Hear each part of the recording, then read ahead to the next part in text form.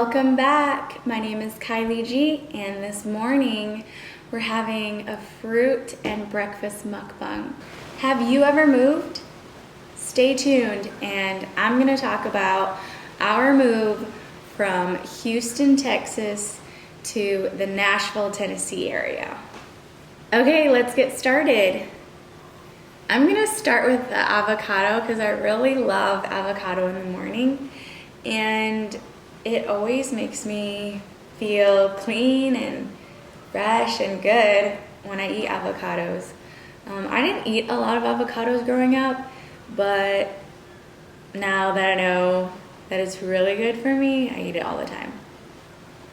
Plus, when we lived in Texas, avocados were so expensive, I feel like. Even though, you know, the commercials, avocados from Mexico, it's so much closer, so you'd think it's cheaper, but it actually wasn't. I don't know if maybe that's when, you know, Trump was doing his like tariff things with other countries, but yeah, the avocados were very expensive, so we didn't really eat avocados a lot down there because they were more than $1 a piece. And when we moved to Tennessee, I shop at Aldi a lot, and they occasionally have it on sale for 39 cents. So if you're looking for avocados, go to Aldi. I have blueberry muffins up here. Blueberry mini muffins, also from Aldi. They're so good. I don't have a sweet tooth at all, but if I'm gonna eat any type of donut or muffin, my favorite is blueberry. So these are blueberry mini muffins. And my kids really love these clementines, so we get them all the time. And apples, Fuji apples to be specific, because Fuji apples are the best and they taste the best.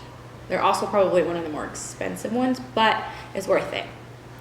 And a banana. And of course, it's always good to hydrate yourself. I read in an article that when you wake up in the morning, you should drink a glass of water because it rejuvenates and almost wakes up your organs and helps them to start functioning again, because when you were sleeping, they weren't functioning at full capacity. So to kind of get them going is to drink water. It's a good way to get them going in the morning. And there's no better way to stay hydrated and start your morning off than to drink coconut water. So I like to do that. Okay. Ooh, my goodness. So I've moved a lot.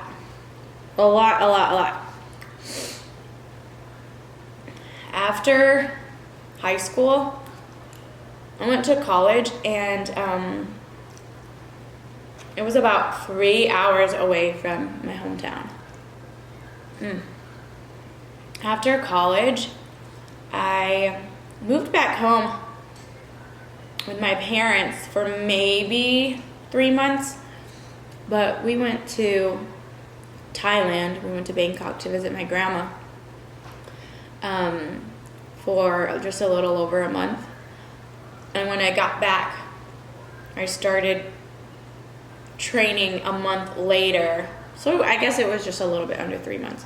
I started training to be a flight attendant when I got back. So ever since then, I never moved back home.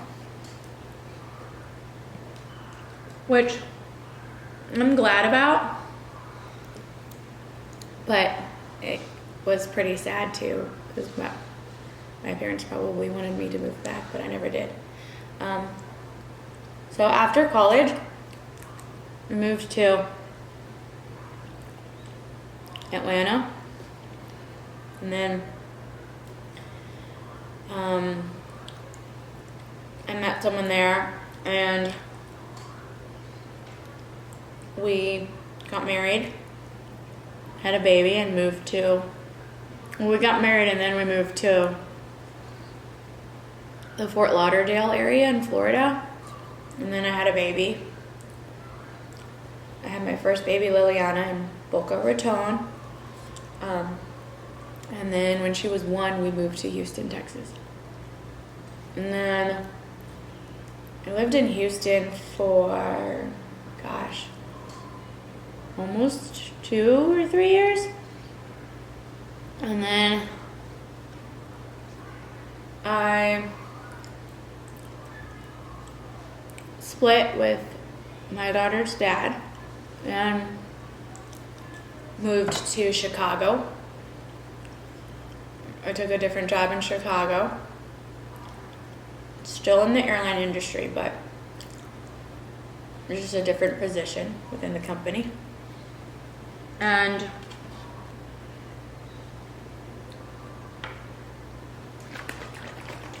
it was quite expensive in Chicago. I mean, I really love Chicago. I only have good things to say about Chicago.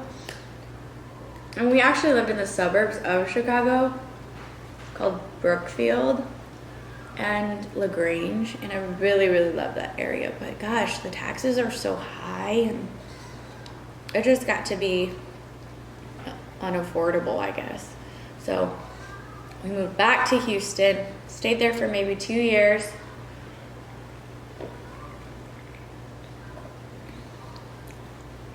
And then moved here to Tennessee. So, you know, that's a lot of moving.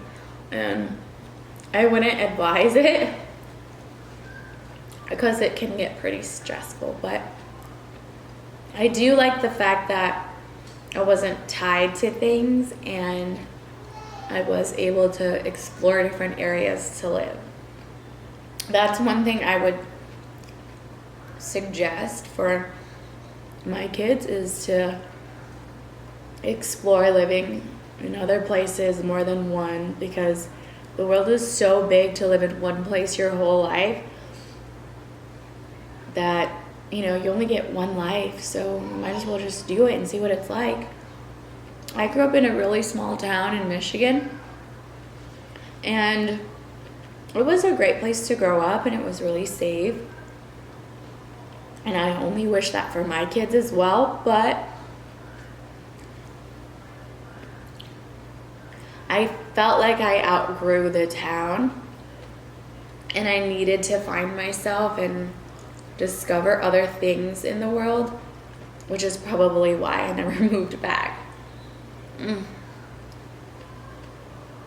But I only have good things to say about it. I mean, it's in Michigan, so I kind of call it like this little snow globe of a town, because you're kind of sheltered from like what the real world is kind of like. And, you know, it's a small town. Everybody kind of knows everybody, and it's really safe. And like I say, a great place to grow up. So I call it like a little snow globe. But my parents still live there. My siblings still live there. And their families still live there. So I only have good things to say about it. And it's really come a long way from what it was when I was living there. So I really love to visit, you know, especially in the summers. It's right on Lake Michigan. And it's absolutely breathtaking and beautiful. And that's just kind of my comfort zone. But I would say the move from Texas to Tennessee was quite drastic, because we lived in the Houston area, and, you know, with 6 million and growing, there's a lot of diversity in like food and restaurants and just different activities that you could do. Coming here to Tennessee, I mean, just for perspective, there's not even an IKEA in the Nashville area or surrounding areas. So that should kind of tell you, you know, it's still a growing city. You know, Houston has H Mart, Ranch 99, all of those Asian grocery stores that you don't find here, and which I miss a lot, because a lot of those things were really super accessible, and now they're not so much. I mean, there are small Asian grocery stores, but they don't have nearly the variety, and it's way more expensive than if you were to go to H Mart or Ranch 99. So that's something I really miss about Houston. Also, it's crawfish season right now, and I would say that's like the major thing I miss about Houston is crawfish season. I mean, you can drive I would say there's a crawfish place every 3 blocks in Houston. So you have your options. It's really great. I mean, if you haven't tried crawfish, I highly suggest it. It's so good. And if you ever visit Houston, you need to try a crawfish place. What do I miss? What else do I miss? I don't miss the traffic. Houston traffic is insane. They're like 10 years behind structurally, I would say. So many people moved there so quickly because the living rate was so low that they expanded a lot faster than what they could handle.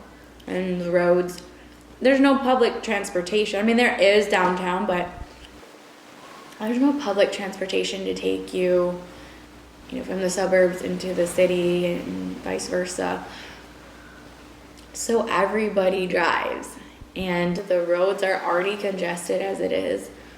It just can't handle how many people that have moved there. So there's construction going on year round, all the time, and it's just constant, and there's always traffic.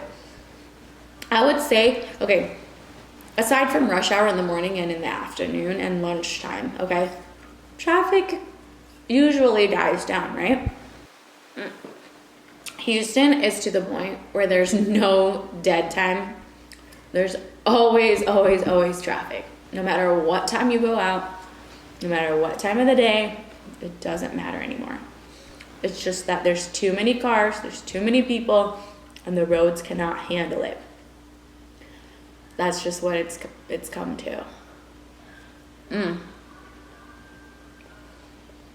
Our move was, I would say, somewhat difficult because we were trying to time it out right to have my daughter start kindergarten and not have to transfer in the middle of the year.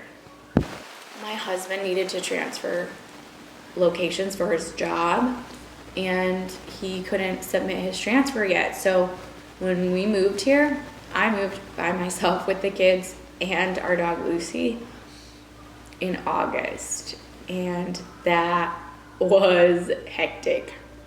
Well, it was like the first time I had been alone with 2 kids and I was the only adult. It was a lot, and my husband would come and visit every other week, probably for like a couple days, but for the most part it took us a while to kind of get going on a routine, especially because she was starting school, and at the same time I was trying to get moved in, and we moved from an apartment to a house, so we pretty much had to buy everything new. Aside from our beds and maybe, small pieces of furniture, we pretty much had to buy everything new.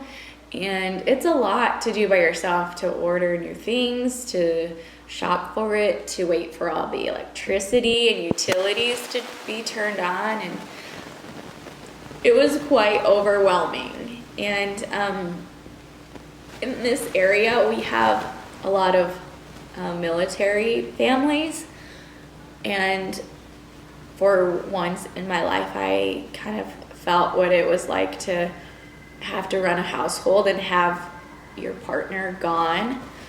So I really, really empathize and sympathize with families who do sacrifice their everyday life and schedule, because their partners or a member of their family is serving in the military. So I have all the respect for military families, and I'm so grateful that they all fight for our freedom so we can sit here in front of a camera and eat and, you know, live our everyday lives. It's really because of them that we can do what we want to do. So I'm so grateful. I will forever be grateful.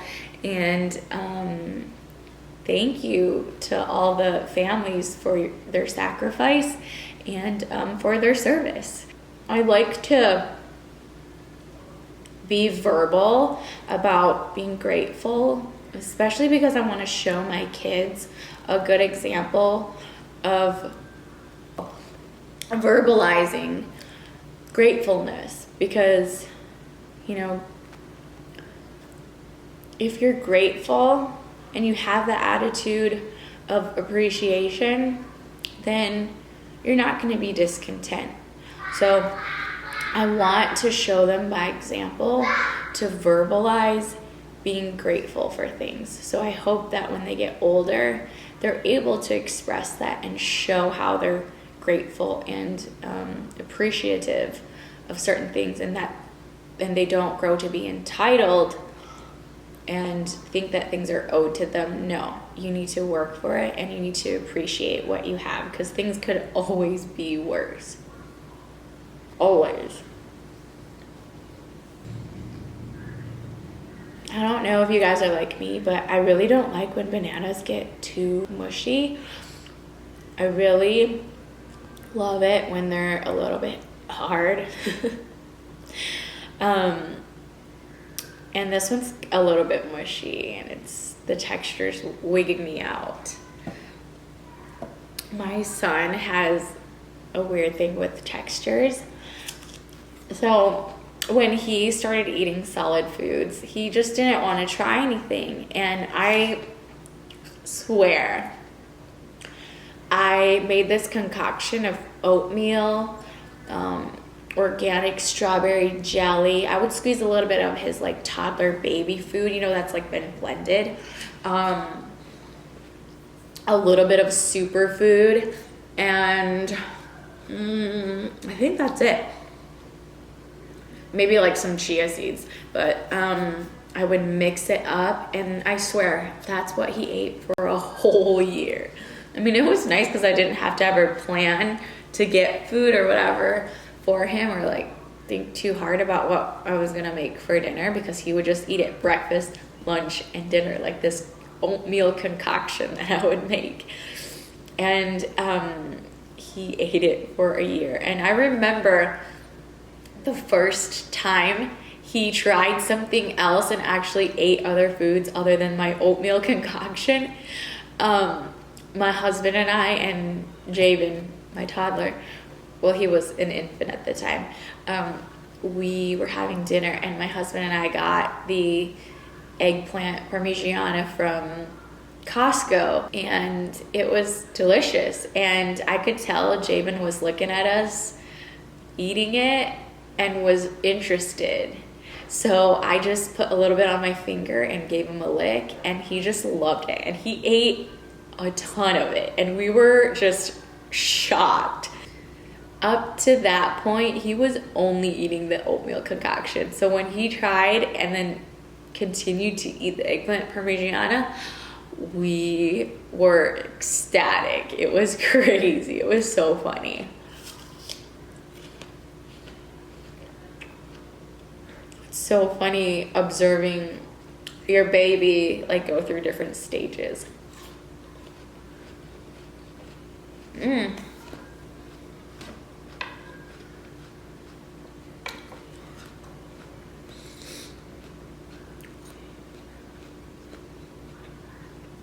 Yeah, the move from Texas to Tennessee, I mean, I would say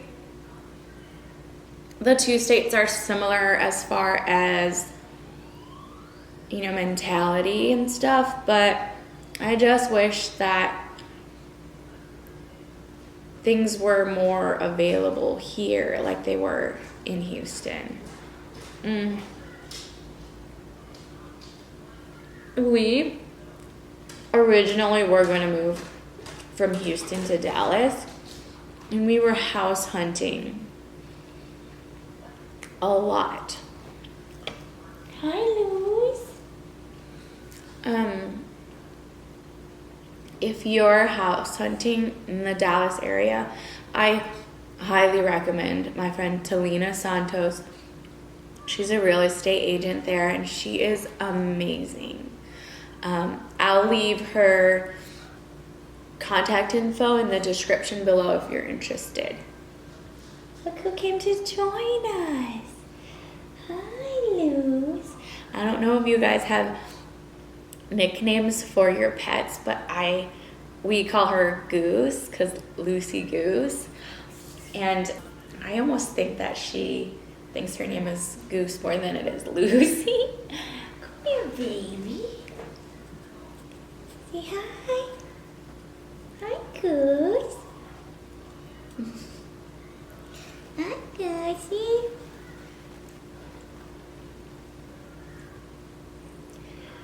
Okay, well, I'm gonna take one drink of this coconut water.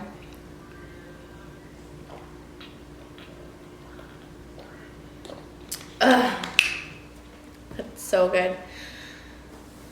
Okay, well, aside from me missing crawfish and H Mart, I love this area. I love our house.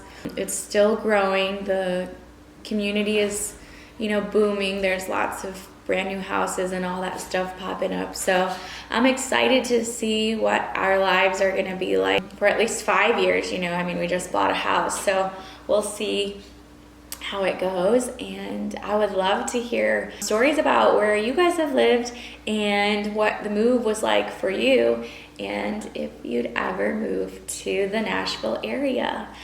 All right, well, thanks for joining me. I know there's not a lot of exotic fruits because I just told you there's not a huge variety of Asian stores here in the Nashville area, but thanks for joining me, and until next time.